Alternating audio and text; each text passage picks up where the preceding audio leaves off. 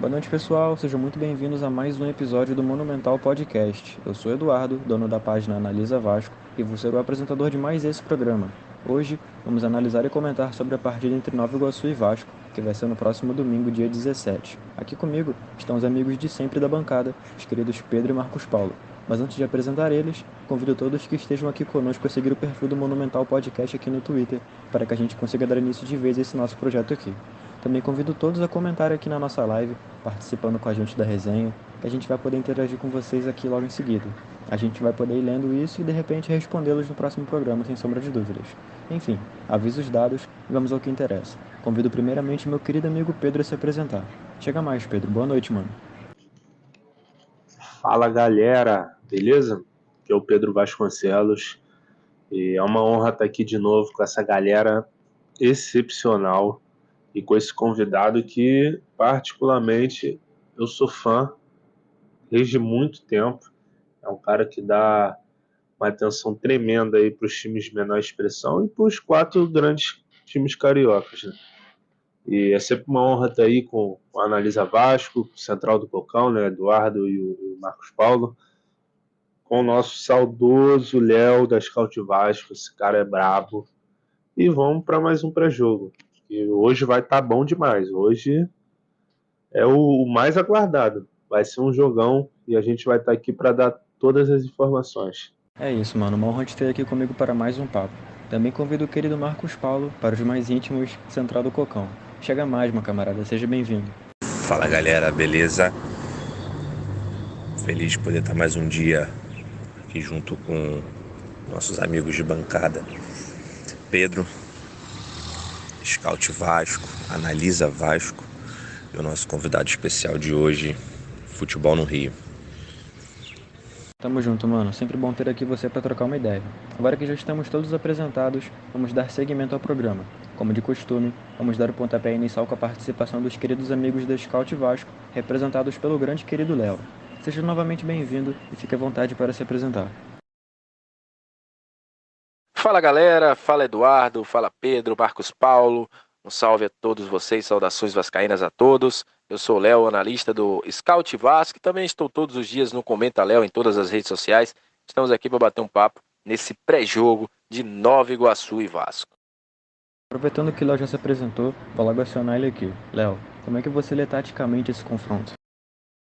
Sobre a leitura desse segundo jogo, dessa segunda semifinal, acho que será um pouquinho diferente do que a gente viu nos jogos contra a Água Santa e no próprio jogo contra a equipe do Nova Iguaçu. É um Vasco que aparentemente preencherá o meio de campo e sairá dos três zagueiros, entre aspas, né, com a saída de bola que eu creio que o Medel deve descer ali para fazer a saída de bola junto com o Léo e também com o João Vitor. O Vasco aparentemente entrará com 4-4-2 losango, né, com o Rojas sendo um jogador mais defensivo do que é o próprio Paulo Henrique. Acho que o Ramon Dias está muito preocupado ali pelo aquele lado direito. O Paulo Henrique não vinha fazendo boas partidas defensivas e acho que para se resguardar um pouquinho mais. Não acredito que o Medel vai sair tanto para o jogo.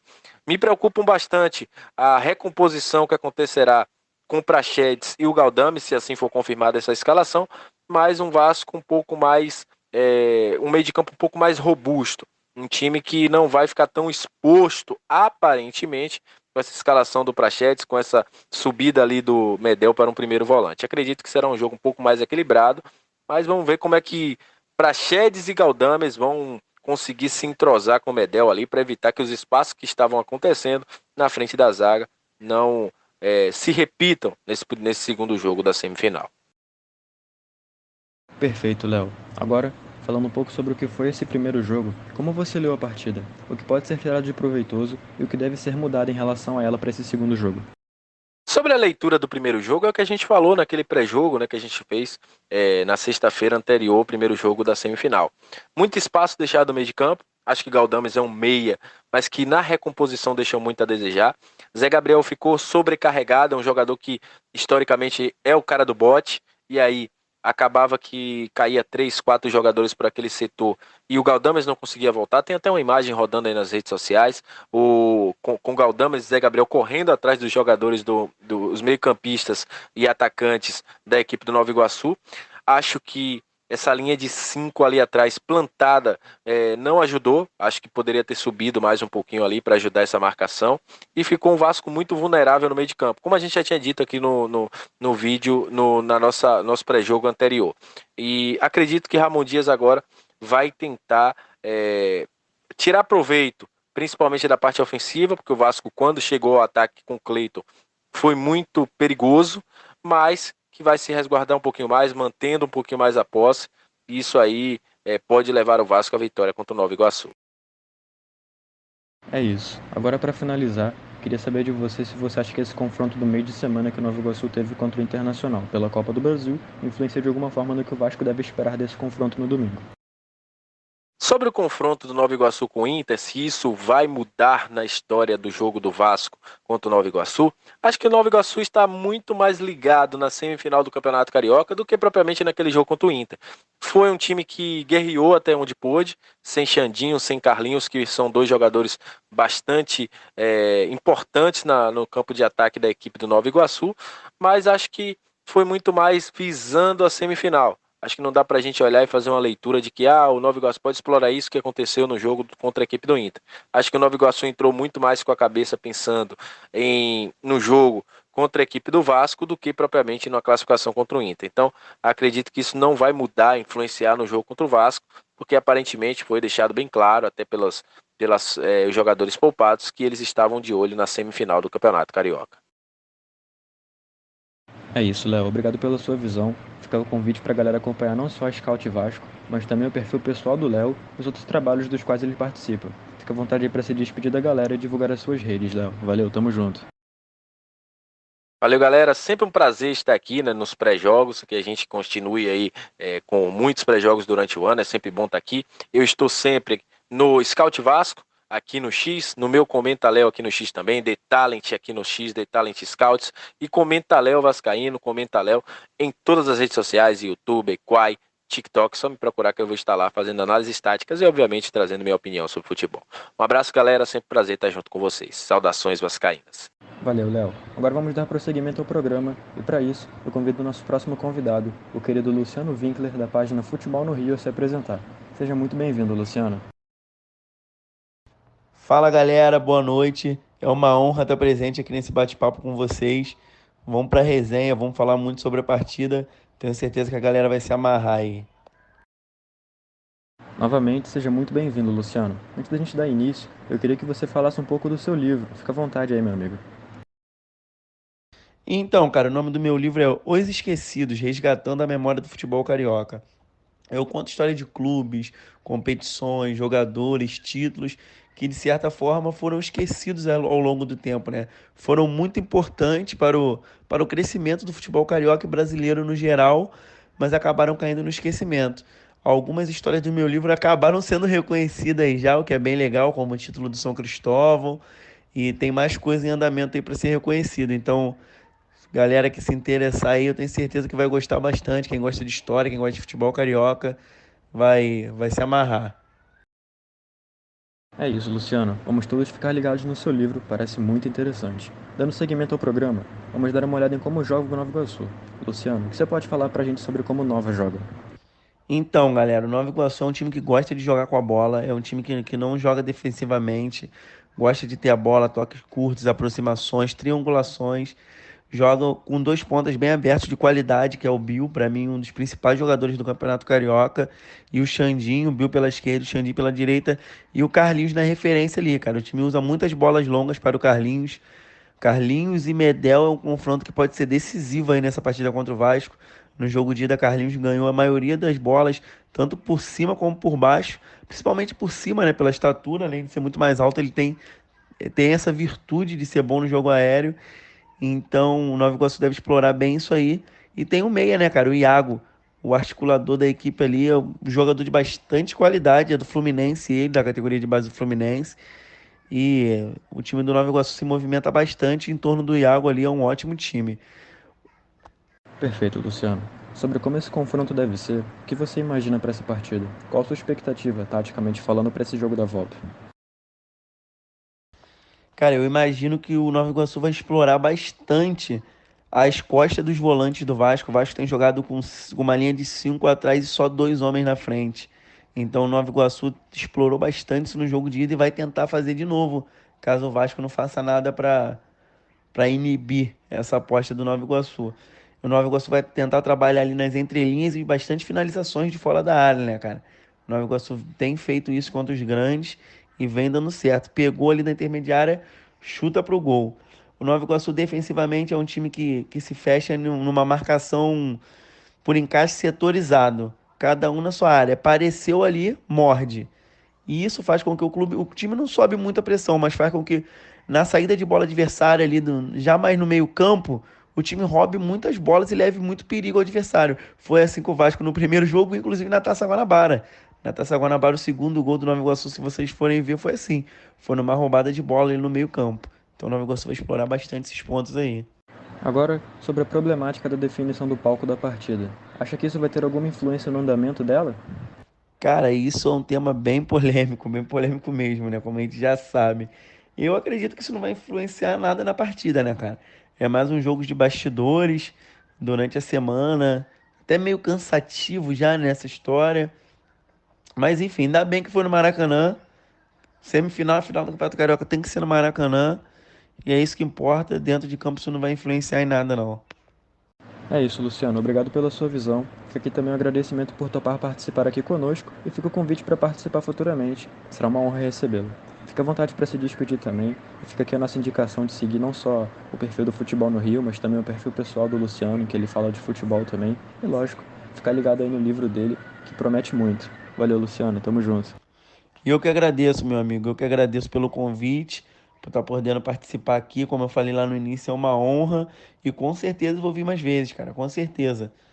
Vai ser ótimo, muito legal. Espero que a galera tenha gostado da minha participação aí. Tamo junto. Um abraço a todos. É isso. Para finalizar, vamos para aquele momento do programa em que a gente debate de uma forma mais informal sobre a partida em si. Convido novamente Pedro e Marcos para esse momento de mais resenha. Começo perguntando ao Pedro sobre como ele enxerga que será esse confronto. Eu acho que vai ser um confronto tranquilo. Não acho que o Vasco vai entrar da mesma forma que entrou no jogo passado. Eu acho que é um time que vai vir descansado, é um time que vai vir com mais atenção e é um time que o Ramon teve tempo de estar fazendo as alterações. Não concordo com algumas coisas que ele mexeu, se essa escalação aí for verdade, e botou o Medel no meio de campo, o Praxedes. Não acho que o Medel tem gás mais para estar jogando no meio de campo e não gosto muito das atuações do Praxedes, mas é o que tem, mano. Material humano aí que a gente tem nesse elenco. O Cocão não vai estar disponível para o jogo e eu acho que o técnico tem que se virar com o que tem. A gente tem um técnico que, acima de tudo, ele é motivador e não é de hoje, não é do Vasco em si, ele é motivador desde o começo da carreira dele como técnico, né? Quem já viu os vídeos dele na época do River Plate sabe que ele sempre foi assim, ele já até apostou uma vez um carro, né? Uma coisa do tipo assim, um carro com outro técnico, ou com um dirigente. A história é assim, mais ou menos. Mas a gente tem um técnico que é, acima de tudo, incentivador. Ele contagia o elenco, ele dá confiança para o elenco, ele blinda o elenco, ele traz a responsabilidade para ele não é aquele técnico que queima o elenco na coletiva.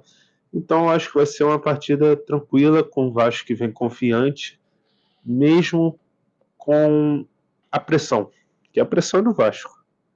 A pressão é do Vasco, se o Vasco perder para o Nova Iguaçu, com todo respeito, é um vexame, vai ser um negócio histórico, então a pressão é totalmente do Vasco.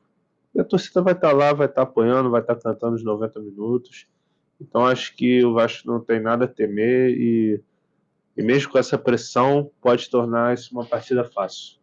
Perfeito. Agora com você, Marcos. Qual a sua expectativa para o confronto? E eu acredito que o confronto de amanhã vai ser acirrado de novo. Vai ser mais uma vez acirrado. Os dois times querem vencer.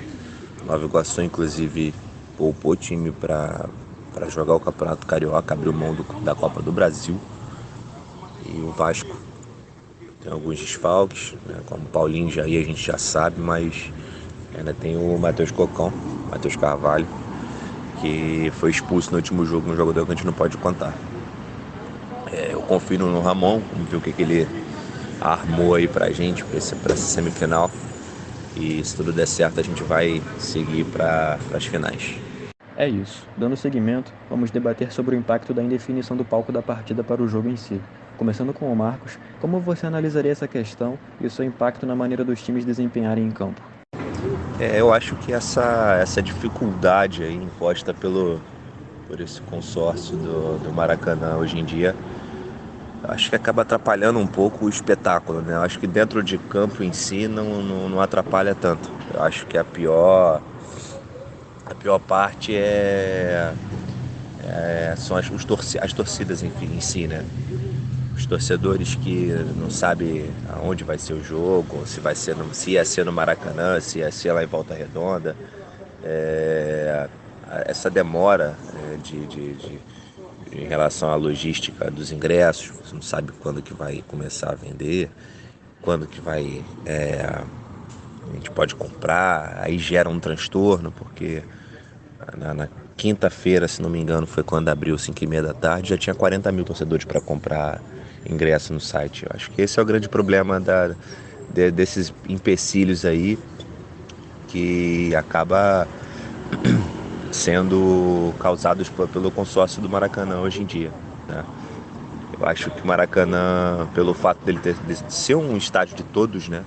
Todo mundo ajudou a construir. Ele não pode ter empecilho desde que não tenha outro jogo óbvio marcado no mesmo horário. Mas em relação a isso, todo mundo sabe que não tinha nada no Maracanã para ocorrer no domingo. E mesmo assim teve empecilho, teve dificuldade, ninguém respondeu, enfim. E aí acaba causando esse tipo de transtorno. É isso. Agora com você, Pedro. Como você lê esse aspecto?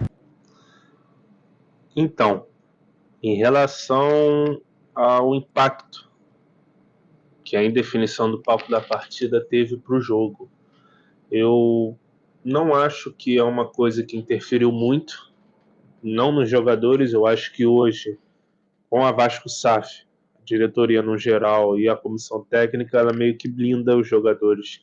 Isso não afeta mais, não chega mais tanto ali no ambiente. Isso fica mais para o administrativo, para o jurídico. Hoje isso é muito blindado. Não acho que o atleta está preocupado com isso. Mas se de alguma forma afetou positivamente, cara. Porque aquilo, a gente já vem nesse lema, né, de contra tudo, contra todos, né? Sempre foi assim. E então acho que se afetou de alguma forma, afetou dessa forma, cara. Afetou de forma positiva, incentivou e trouxe mais confiança pro elenco. E também, né, é casa cheia, filho. A casa cheia. Sempre vai incentivar o atleta. Eu acho que se fosse no Maracanã, na Ilha do Governador, em Volta Redonda, pode botar no Moça Bonita, no que for, cara. O elenco hoje ele tá bem blindado. Não acho que é uma indefinição de um palco da partida que vai prejudicar o time, não. É isso. Agora, sobre a questão da torcida, diante dos acontecimentos da semana, a torcida reagiu muito bem. Em poucas horas de venda de ingresso, mais de 40 mil ingressos já tinham sido comercializados. Até o momento, mais de 60 mil já foram comercializados. Certamente teremos casa cheia no Maracanã agora no domingo. De que forma isso importa para que o Vasco consiga sonhar com a vitória? Primeiro você, Pedro. Eu acho que a questão de esgotar os ingressos foi o que? 4, 5 horas? Foi muito rápido, cara. O site travou, a galera nem conseguiu entrar, foi um desespero. Eu não vejo isso nem no Rock in Rio direito. Cara, o atleta, isso é surreal, cara. É surreal. Tem atleta que chegou no Vasco ali que tá acostumado com um público frio, uma torcida de menor expressão. Não tô querendo desmerecer aqui nenhuma torcida, não, tá? Mas não tem igual a nossa. Não tem igual. E, de novo, é casa cheia. E num momento que o Vasco atravessa que não tá maneiro, nessas últimas 3 partidas o Vasco não apresenta um bom futebol, e mesmo assim tá esgotando, cara. Isso pro atleta é crucial, mostra que a torcida tá ali, não abandona, que é fiel mesmo, isso dá um ânimo pro atleta, é excepcional. Com certeza isso é um fator positivo. Eu comentei isso em outros podcasts, eu acho que hoje a torcida não intimida mais o time. Aliás, o contrário, né? O time não se sente mais intimidado pela torcida. Antigamente batiam muito nessa tecla. Ah, quando o estádio lota, o Vasco não joga bem. O Vasco sente a pressão, o Vasco sente medo. Hoje não tem mais isso. Hoje o Vasco joga junto. A torcida vibra junto com o time. Então acho que eu só tenho a esperar o melhor nessa relação aí. É isso. E você, Marcos, como você enxerga isso? O Vasco, a torcida do Vasco é isso, cara. A torcida do Vasco é isso. São, se eu não me engano, acho que 1 hora, cara, 2 horas já tinha 40 mil ingressos vendidos, né? A torcida do Vasco é isso aí. Abraça a causa. Eu, particularmente, por mais que o mando de campo seja do Nova Iguaçu, eu acredito que isso impacta positivamente pra gente, né? O jogo lá no Raulino de Oliveira seria menos torcedores, e aí é ruim pra todo mundo. É ruim pro Nova Iguaçu em relação à bilheteria, é ruim pro Vasco também. Aqui no Maracanã, além de ser mais próximo, para a maioria dos torcedores, tanto do Nova Iguaçu quanto do Vasco, é mais gente, né? Ajuda na bilheteria, que certamente será direcionada para o Nova Iguaçu, e ajuda no espetáculo, que é o mais importante, o espetáculo, o futebol. Maracanã podendo estar sediando mais uma semifinal de Carioca, é muito melhor do que levar ele lá para Volta Redonda. Boa. Por fim, para a gente encerrar, quero lembrar vocês que o homem mais importante desse time estará de fora, o querido Matheus Carvalho, que dá nome à página do Marcos. Esse desfoque importa de que forma, na opinião de vocês? Começo contigo, Marcos. Então, Matheus Carvalho é um jogador que eu tenho falado muito, batido muito na tecla, né? Não é à toa que eu levo o nome da central do Cocão, né? Tem entrado muito bem nos jogos e acho que sim, cara. Acredito que esse jogo, inclusive, ele seria até titular. Tá? Muitas especulações falaram que talvez que ele seria titular nesse jogo, né? Ele tem entrado bem, tem entrado com um bom desempenho, né? Eu acompanho os números dele aqui, ele não fica abaixo de 90% de passes certos no jogo. Sempre nessa média 90, 92, 94. É um jogador de muita intensidade no meio-campo, tem uma boa saída de bola. E o melhor de tudo, entrega o máximo que pode, né? Então, para mim, sim, é um desfalque muito grande pra gente. Acredito também, né, eu cheguei a ver a súmula, parece que o cartão vermelho dele na semana passada foi por reclamação. E eu confesso que eu estava no estádio, não vi ele reclamar. Para mim foi mais como se fosse um sossega-leão se é que a gente pode dizer assim, que o árbitro procurou um reserva de cada lado, porque o jogo estava quente, ele perdeu o controle do jogo e ele acabou mirando no Matheus e no jogador do Nova Iguaçu, que eu não me lembro quem foi. E a questão é que ele tirou um jogador importante pra gente, né? Ainda mais agora na reta final de campeonato. Mas se Deus quiser a gente passa para as finais, a gente pode contar com ele de novo. Perfeito. Agora é com você, Pedro.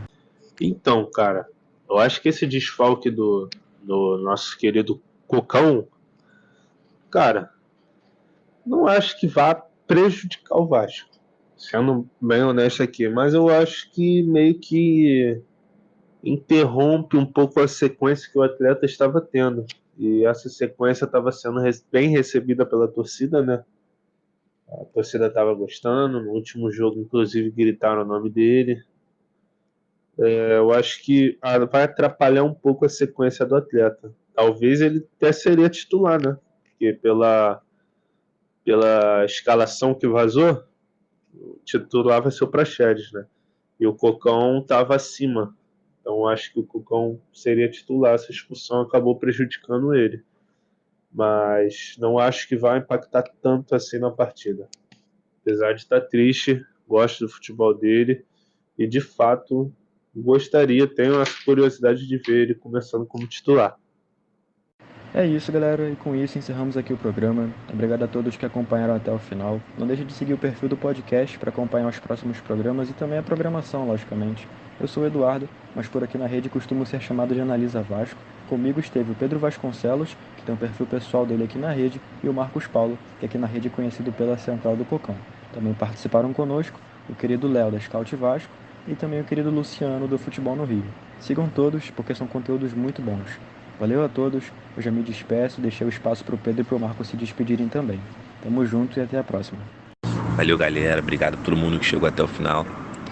Mais uma edição do nosso Monumental Cast. Agradecer aí ao Pedro e à companhia, ao Analisa Vasco, ao Scout Vasco e o nosso amigo aí Futebol no Rio. Amanhã, guerra. Se Deus quiser, a gente passa para as finais. Tamo junto, irmão. Um abraço. Galera, muito obrigado aí pela audiência de todos vocês, tá bom? Hoje a gente está num formato diferente, não estamos ao vivo.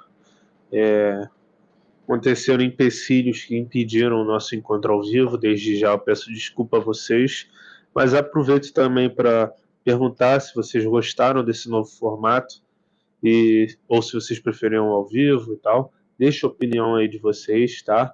Agradeço aí ao Analisa Vasco pela apresentação aí, por estar ajudando nesse projeto. Eu agradeço ao meu parceirão, Marcos Paulo, Central do Cocão. Agradeço ao Luciano Winkler, que, pô, cara, sou fã desse cara aí, sem dúvida alguma. Não deixa de acessar lá e comprar o livro dele. Recomendo um livro muito bom, sensacional. E nosso parceiro, Léo da Scout Vasco, que está sempre aí com a gente. Fechamento, sigam lá a página dele, se inscrevam no canal do cara. E segue lá meu Twitter, @p_vasconcelos8. Agradeço aí a audiência de vocês. Um abraço e até a próxima, galera.